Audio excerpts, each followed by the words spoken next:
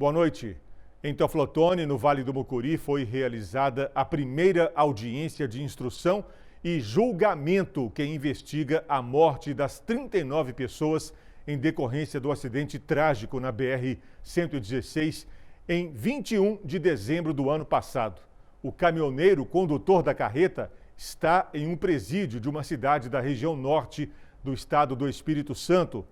O dono da empresa responsável pelo veículo aguarda o julgamento em liberdade. Mas, de acordo com o Ministério Público, ele pode ser detido.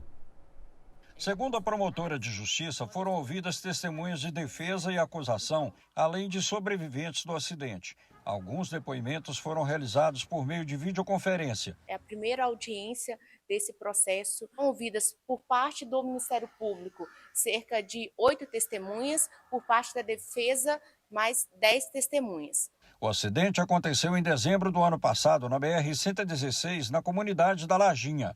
A carreta carregada com 2 pedras de granito desceu o trecho desgovernada.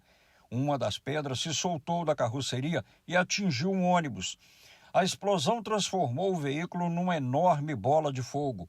39 pessoas morreram no local, 11 sobreviveram. O Ministério Público acusa o motorista Arilton Bastos Alves do crime de homicídio qualificado.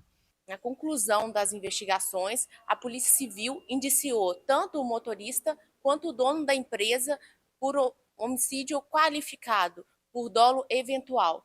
O Ministério Público, analisando todas essas provas, também entendeu, no mesmo sentido da Polícia Civil, oferecemos denúncia contra o motorista e o dono da empresa por homicídio doloso, qualificado doloso, nesse caso, por dolo eventual.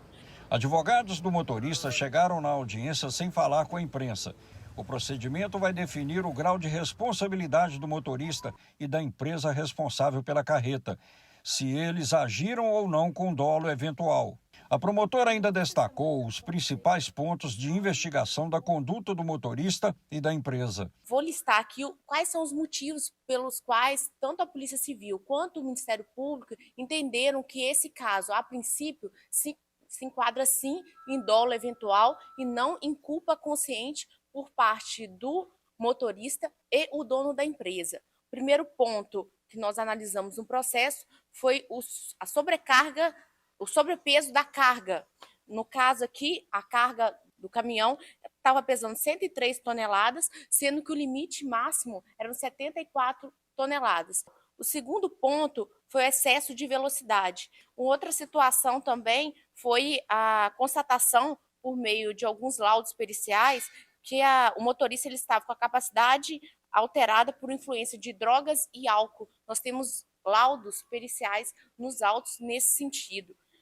O próximo situação é a questão da jornada exaustiva. O motorista ele estava viajando por longos períodos noturnos e não estava observando os descansos exigidos em lei. Então, outro ponto. Outra situação, foram realizadas algumas modificações estruturais no veículo sem autorização oficial. Por exemplo, autorizações no segundo reboque, que não poderiam ter sido feitas e foram feitas sem autorização legal. A outra situação foram os desgastes dos pneus. Os pneus estavam desgastados e eles também tinham falhas nos sistemas de amarração e tensionamento dos blocos de granito. Após a audiência de instrução e julgamento, será definido se os 2 denunciados vão a júri popular, para que a sociedade decida qual a punição que será aplicada aos 2. Então, concluirmos se realmente foi esse dolo eventual ou se foi a culpa consciente. Se foi o dolo eventual, o motorista e o dono da empresa, eles serão submetidos a julgamento perante o tribunal do júri. E então, a população decidirá se o motorista e o dono da empresa, eles devem ser condenados e responder pela pena aí aplicada. Caso contrário, se nós entendermos que é caso de culpa consciente, ele não vai a júri e aí é o juiz que vai dar uma decisão.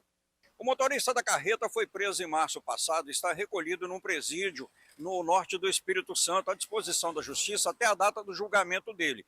O Ministério Público entende que o dono da transportadora também poderá ser preso, dependendo da instrução do julgamento. O dono da empresa, ele sabia de todas essas circunstâncias, inclusive ele que autorizou o motorista a dirigir em excesso de em sobrecarga, com jornada exaustiva, ele sabia do sobrepeso da carga, ele sabia das modificações estruturais do veículo, do desgaste dos pneus, da CNH suspensa. Então, em virtude de todos esses fatores, nós denunciamos também o dono da empresa. Ele pode vir a ser preso. Vai depender aí das circunstâncias posteriores do fato. A primeira sessão da audiência de instrução de julgamento, que terminou por volta de 6 horas da tarde, como a gente informou no início desta edição. Terminou às 6 da tarde. Após 8 horas de trabalhos, foram ouvidas 6 testemunhas de acusação.